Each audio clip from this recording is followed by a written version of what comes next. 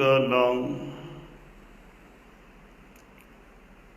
لا شريك له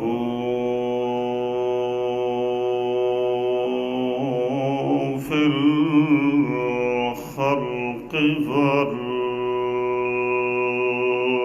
والأمر ونشهد أن سيدنا وسندنا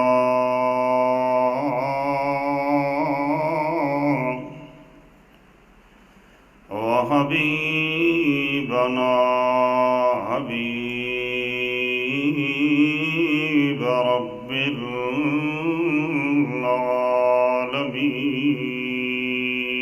العالمين أما بعد فأعوذ بالله من الشيطان الرجيم بسم الله الرحمن الرحيم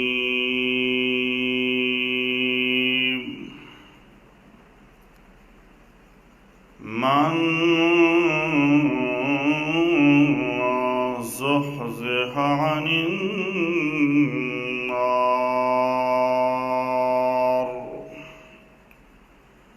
وأدخل الجنة فقد فاز.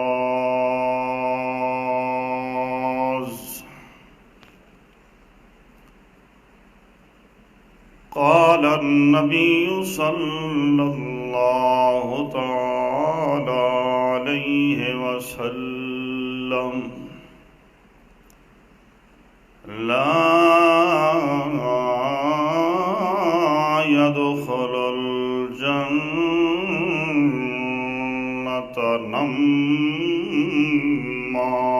نمام أو كما قال النبي صلى الله تعالى عليه وسلم اللهم اجعلني برحمتك عبدا شكورا ولا تجعلني فرحا فخورا. اللهم إني أعوذ بكلمات الله التامات من غضبه وعقابه وشر عباده ومن همزات الشياطين وأعوذ بك ربي أن يحضرون. وإن يكاد الذين كفروا ليزلقونك بأبصارهم لما سمعوا الذكر ويقولون إنه لمجنون. اللهم صل على محمد وعلى آل محمد كما صليت على إبراهيم وعلى آل إبراهيم إنك حميد مجيد. اللهم بارك على محمد وعلى آل محمد كما باركت على إبراهيم وعلى آل إبراهيم إنك حميد مجيد.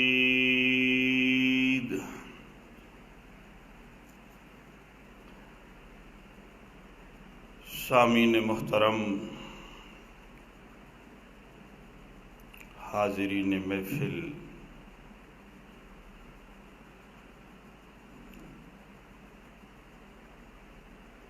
امام الانبیاء فخر دو عالم سید الانس والجان خیر الانام جناب محمد الرسول اللہ صلی اللہ تعالی علیہ وسلم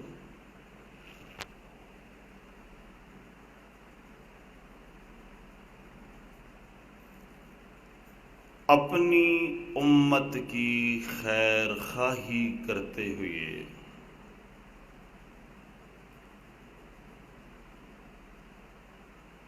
امت کو کچھ ایسی باتیں بتائیں مختلف مواقع پر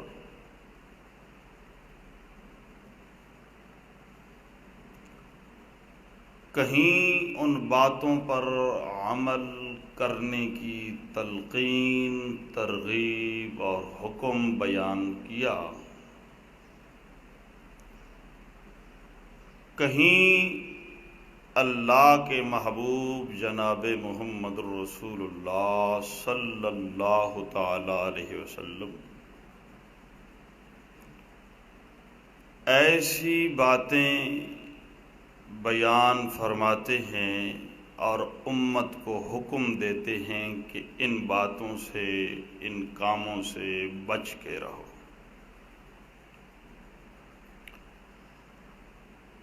آج کی اس نشست میں اللہ کی مدد اور توفیق سے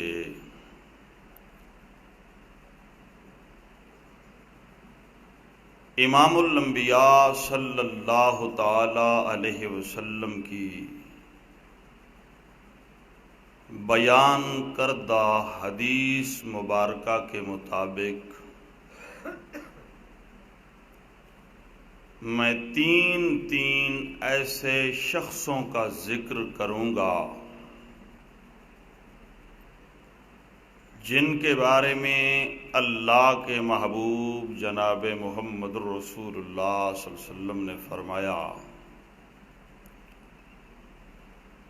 دنیا کے اندر ایسے 3 بدبخت اور بد نصیب انسان ہیں جو اللہ کی رحمت سے بالکل دور رہیں گے، اور 3 وہ شخص ہوں گے جن کو کبھی بھی جنت میں داخلہ نہیں مل سکے گا۔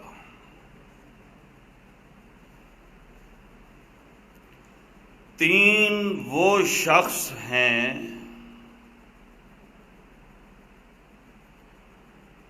جن کے کچھ کرتوت اور کام عادات ایسی ہیں کہ ان کرتوتوں کی بنا پر دنیا کی اس حیات میں، زندگی میں، جب تک ان کے روح و جسد کا تعلق آپس میں قائم رہے گا، مصیبت کبھی ان شخصوں کا پیچھا نہیں چھوڑے گی۔ اور 3 ایسے مواقع اللہ کے محبوب جناب محمد رسول اللہ صلی اللہ تعالی علیہ وسلم بیان فرمائیں گے، اپنی قوم کو تلقین، ترغیب اور حکم دیں گے کہ یہ انتہائی مشکل ترین اوقات، لمحات ہیں۔ ان اوقات کی شدت سے، مشکل سے، پریشانی سے بچنے کے لیے تم دنیا کے اندر تیاری کر لو، ورنہ روز قیامت جب یہ حالات تمہارے ساتھ پیش آئیں گے تو پھر تمہارا رونا، چیخنا، چلانا، پیٹنا پریشان ہونا، دنیا میں واپسی کی تمنا کرنا، دہائی دینا، معافیاں مانگنا، یہ کوئی فائدہ۔ بس ارادہ یہ کرنا ہے کہ اللہ کے محبوب جناب محمد رسول اللہ صلی اللہ علیہ وسلم جس مشکل وقت کی خبر دے رہے ہیں کہ یہ آنے والا ہے، وقت آنے سے پہلے اس مشکل وقت کی آسانی کے لیے سارے اسباب ہم نے اختیار کرنے ہیں تاکہ اس مشکل وقت میں ہم پھر پریشان نہ ہوں، بلکہ ہم پہلے سے اس کی تیاری۔ یہ دنیا کے اندر بھی عقل مند بندے کا کام ہے کہ جب اسے بتایا جائے، خبر ملے کہ فلاں وقت میں ایسے ہونے والا ہے، جی جس کا بجلی کا کام ہے، اخبار والے اگر خبر دے دیں، وابٹا والے اعلان کر دیں کہ فلاں 3 دن بجلی بند رہے گی، تو وہ اپنا کام پہلے مکمل کرتا ہے نہیں کرتا ہے؟ تو اللہ کا محبوب جناب محمد رسول اللہ صلی اللہ علیہ وسلم بارہا ہمیں بتائیں کہ لوگوں مشکل وقت آنے والا ہے، اس کی تیاری کر لو۔ اگر پھر بھی میں آپ یا دنیا کا کوئی انسان جو مسلمان کرے پھر بھی وہ تیاری نہ کرے تو اس جیسا بد نصیب اور بدبخت اور تو کوئی نہیں۔ پیغمبر ہمیشہ قوموں کو بتلاتے ہیں، آپ تاریخ قرآن پڑھیے، تاریخ انبیاء کو دیکھیے، قوم کی ہمیشہ اللہ کے نبیوں نے خیر خواہی کی، لیکن عموماً قوم دنیا کی جو محبت اپنے قلوب و اذہان میں پال لیتی ہے نا، اس کی وجہ سے پیغمبروں کی خیر خواہی پر قوم کوئی کان نہیں دھرتی، کوئی توجہ نہیں کرتی، کوئی اسے دھیان میں نہیں لاتی۔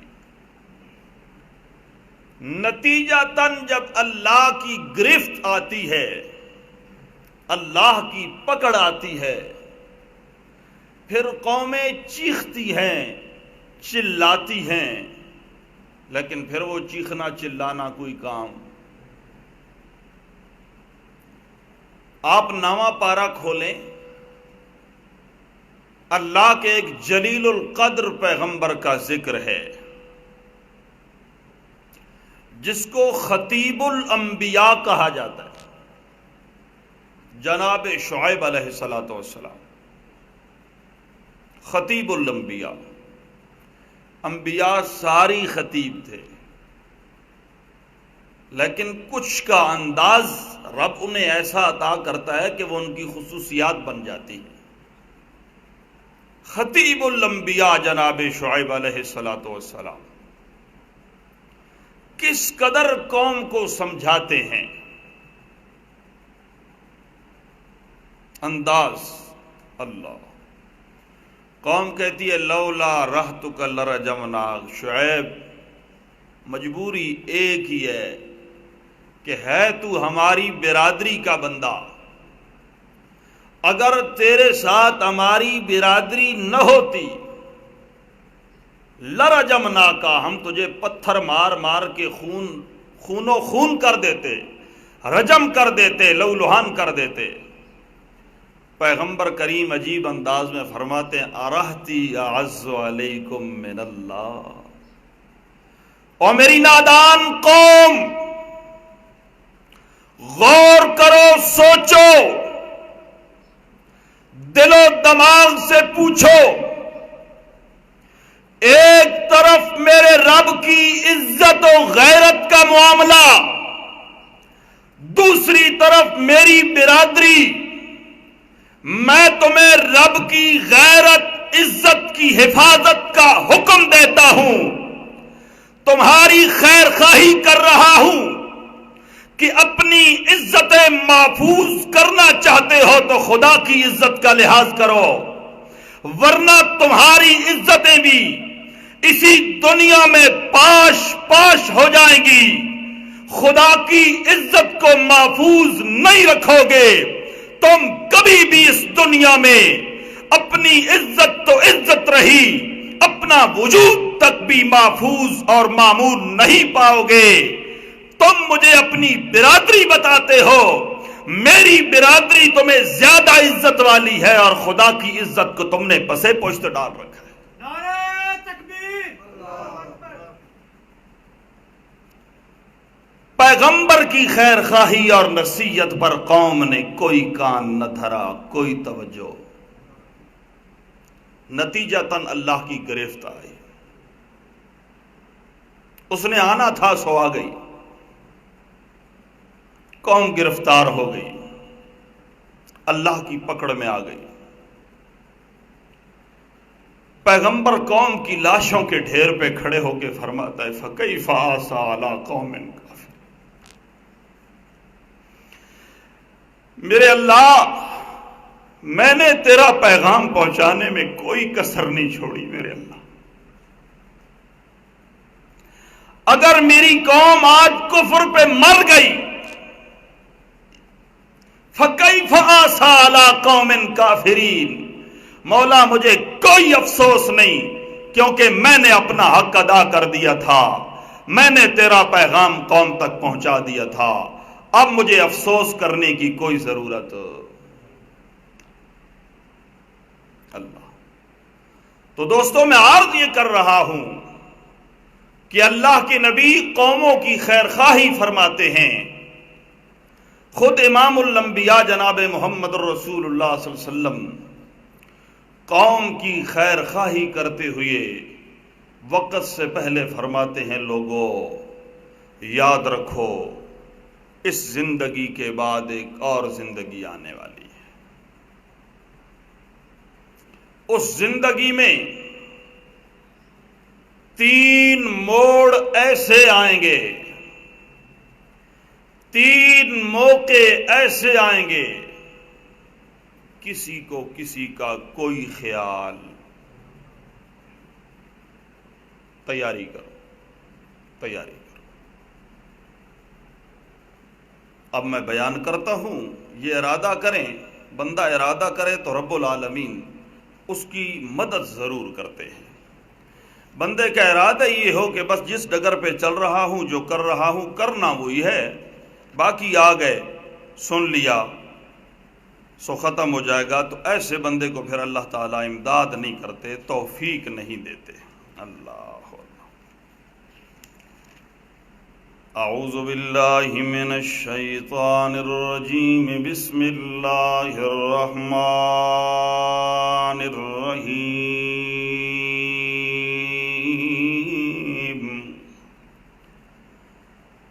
فَأَمَّا مَنْ أُوتِيَ كِتَابَهُ بِيَمِينِهِ،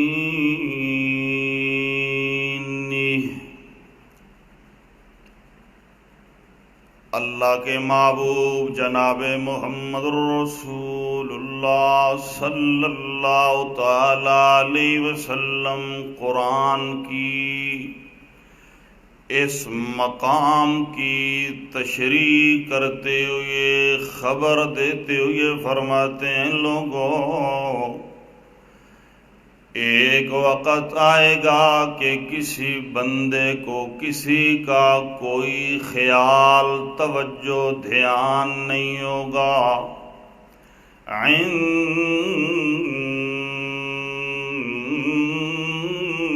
المیزان،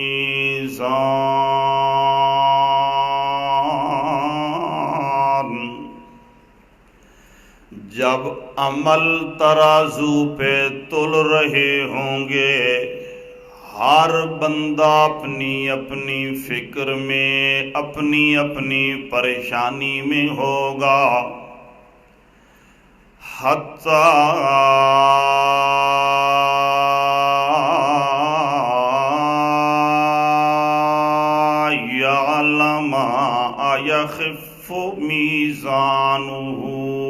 أم يثقل،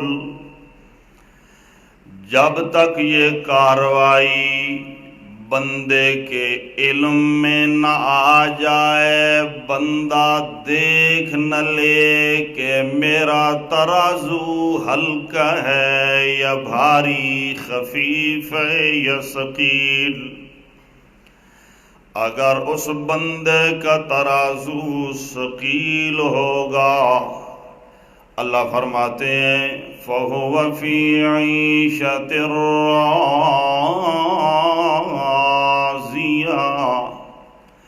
أَمَّا مَنْ ثَقُلَتْ مَوَازِينُهُ فَهُوَ فِي عِيشَةٍ رَاضِيَةٍ، اگر بندے کا ترازو وہاں پہ خفیف اور ہلکا نکل آیا، اما من خفت موازینہ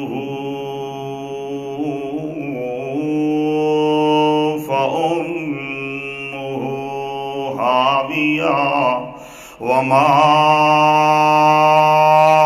ادراک ما ہی نار حامیہ، جس بندے کا ترازو بھاری نکل آیا، عمل میزان پہ تل رہے ہوں گے، ترازو قائم ہوگا، اس لیے اللہ فرماتے ہیں الا یظن اولئک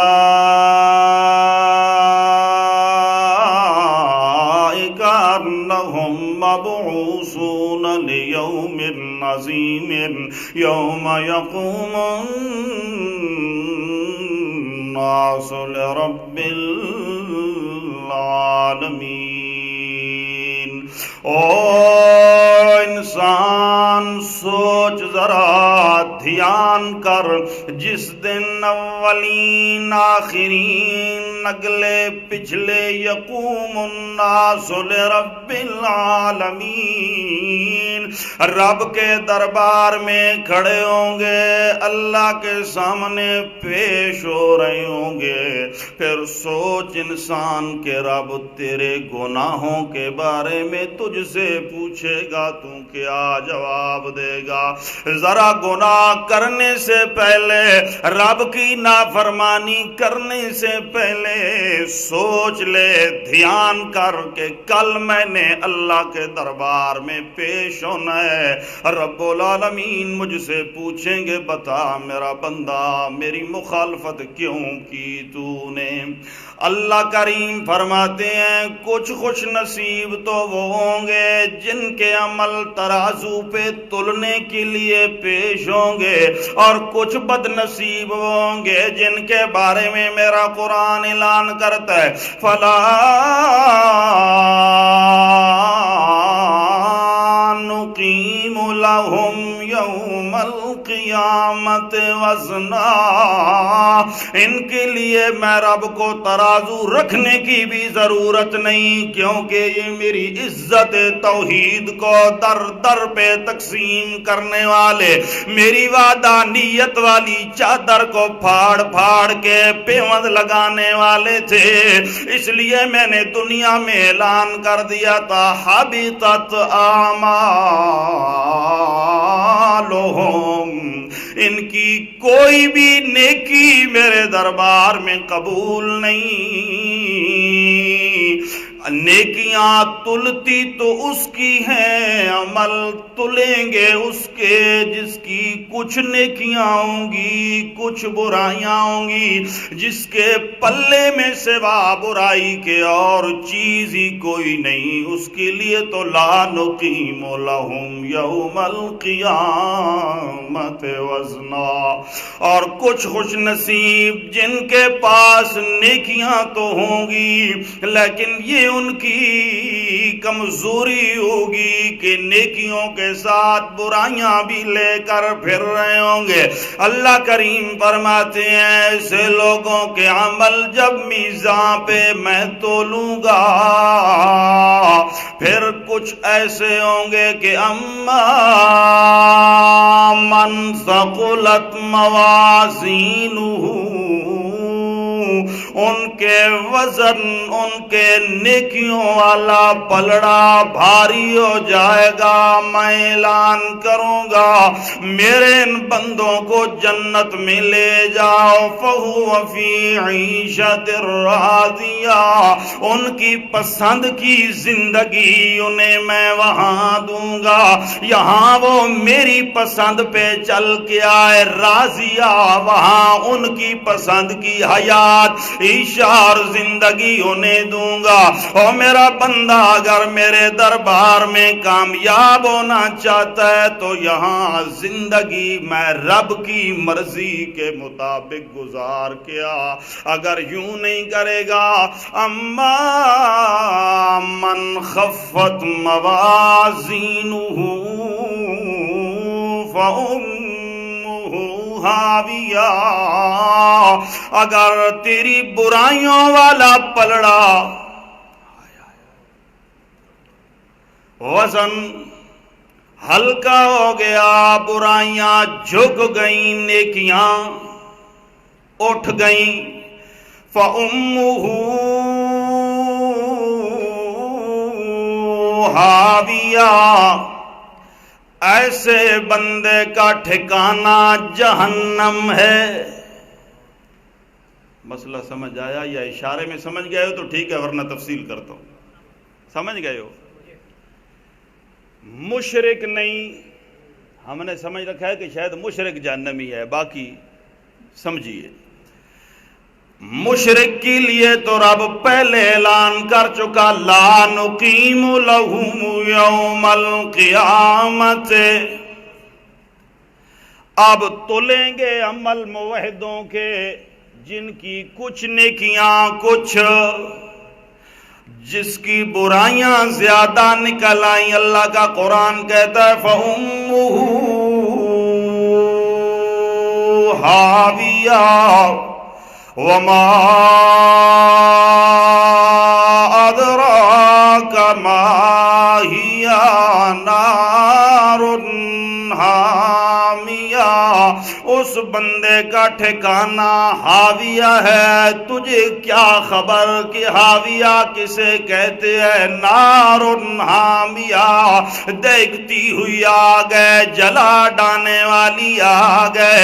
اسی لیے حضرت عمر رضی اللہ تعالیٰ عنہ ایک بندے کو دیکھتے ہیں جو اپنے آپ کو زنجیروں میں جکڑے ہوئے اللہ کی عبادت میں، آبادیوں سے الگ تھلگ جنگلوں کی تنہائی میں وہ اللہ کی عبادت میں مصروف ہے۔ حضرت عمر اس کی یہ حالت زار دیکھ کر زارو قطار رونے لگے اور کہتے ہیں عاملۃ ناصبۃ تصلی نارا حامیہ، ہائے ہائے افسوس انہی لوگوں کے بارے میں میرے رب کا قرآن اعلان کرتا ہے جو محنت بھی کر رہے ہیں، تھک تھک کے محنتیں کر رہے ہیں، عمل بھی کرنے والے، لیکن ناصبۃ معمولی نہیں، تھک جانے والے، اپنے وجود کو تھکا دینے والے، لیکن نصلا نارا حامیہ، نتیجتاً دہتی ہوئی آگ ان کی منتظر ہے، وہاں چلے جائیں گے۔ یہاں بھی رب العالمین فرماتے ہیں عمل تو کیا لیکن ٹھکانہ حاویہ نار حامیہ، حاویہ نام ہے دہتی ہوئی آگ کا۔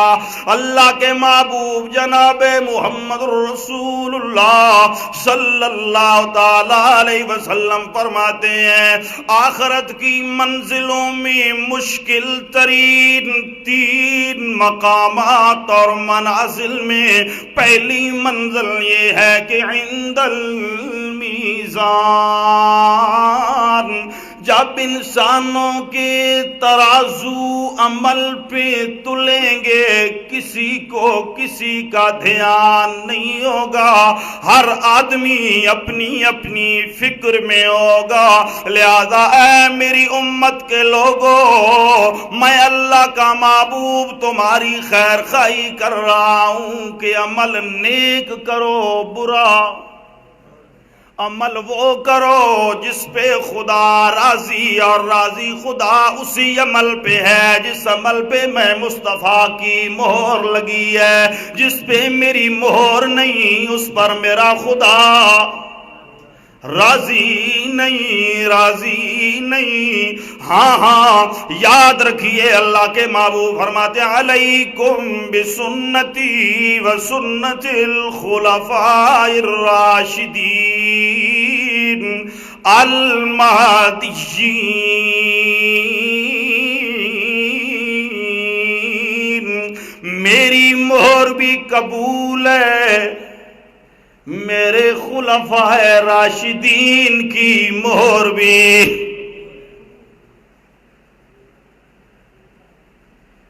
میری مہر کا بھی پاس رکھنا، میرے یاروں کی مہر کا بھی۔ 20 تراویح پہ مراد رسول عمر کی مہر ہے یا بولو بولو ہے یا کوئی نہ؟ 3 طلاقوں کے تینوں نے پر مہر عمر موجود ہے یا ہے نا؟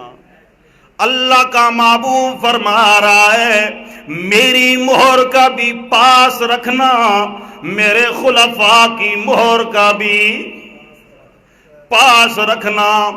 دوسری اذان پر دوہرے داماد عثمان غنی کی مہر موجود ہے یا ہے؟ تو پھر اعتراض کرنے والا اپنی ایمان کی خیر منائے جی۔ علیکم بسنتی وسنت الخلفاء الراشدین،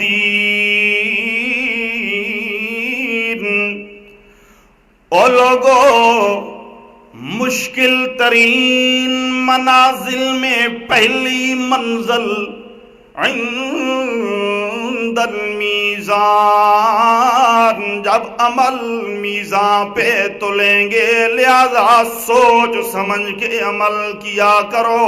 عمل وہ کرو جس پر میں مصطفیٰ کی بھی میرے یاروں کی بھی مہر ہو، میری مہر نہیں۔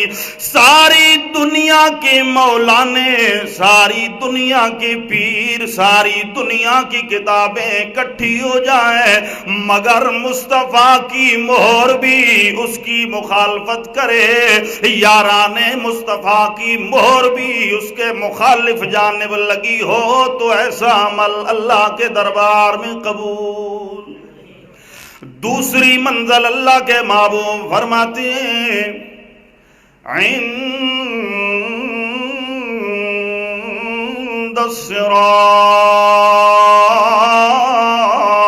الصراط، جب پل صراط سے گزرنے کا مرحلہ آئے گا، کسی کو کسی کا کوئی خیال، ہائے ہائے بڑا مشکل مقام ہے۔ حضرت ابن عباس رضی اللہ تعالیٰ عنہ فرماتے ہیں میرے رب نے اس پل پر 8 چیک پوسٹیں بنائی ہیں، 8 چیک پوسٹیں۔ پہلی چیک پوسٹ پر سوال ہوگا، تلاشی لی جائے گی ایمان کی، لا الہ الا اللہ محمد رسول اللہ والی امانت اگر اس بندے کے پاس صحیح سالم موجود ہوگی، یہ پہلی چیک پوسٹ پر اللہ کے فرشتے چیک کریں گے، صحیح سالم نکلا تو دوسری چیک پوسٹ تک بندہ جا پہنچے گا، اور وہاں جا کر چھوڑ نہیں دیا جائے گا کہ یہ بندہ ایماندار ہے، جانے دو یہ لا الہ الا اللہ پڑھنے والا موحد بندہ، توحیدی بندہ، چھوڑ دو۔ بلکہ دوسری چیک پوسٹ پر اللہ کے فرشتے تلاشی کریں گے، عمل چیک کریں گے، اگر اس کے عمل میں نماز جیسا قیمتی عمل موجود ہوگا تو تب جا کے تیسری چیک پوسٹ تک پہنچے گا۔ اگر تیسری چیک پوسٹ میں اگر پہلی دو میں پاس ہوا تو تب جا کے تیسری میں پاس ہوا. یوں درجہ بدرجہ ہر چیک پوسٹ پر ہر عمل کی دینی بنیاد کی تلاشیاں لی جائیں گی. جنت کوئی نانی جی کا گھر تو نہیں ہے کہ ہم دوڑتے ہوئے جنت میں داخل ہو جائیں گے. جنت کے لیے محنت بھی کرنی پڑے گی, اپنی خواہشات کی قربانی بھی دینا پڑے گی, اپنا سارا کچھ اللہ رسول کی خاطر قربان بھی کرنا پڑے گا. اللہ کریم فرماتے ہیں میرا پیغمبر اپنی قوم کو بتا, دوسرا مشکل ترین مرحلہ پل صراط سے گزرنے کا ہے. جب بندے گزر رہے ہوں گے کسی کو کوئی خبر نہیں ہوگی کہ میں کیا ہوں. ہر بندہ اپنے اپنے دھیان میں, دوسرے کی طرف کوئی توجہ نہیں, اپنی اپنی فکر میں نفسی کا عالم ہوگا. پھر